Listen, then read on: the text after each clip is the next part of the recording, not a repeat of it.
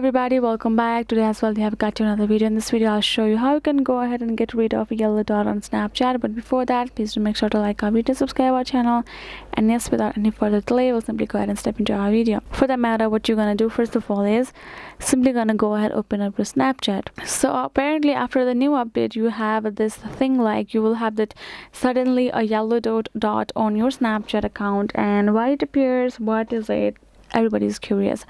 So why the yellow dot appears is like when you have a certain kind of activity on read, then that dot appears. So let's say you have got added in some group chat, or you have gotten the request, somebody added you, and if you haven't checked out those kind of notifications, then you will get that yellow dot on your profile.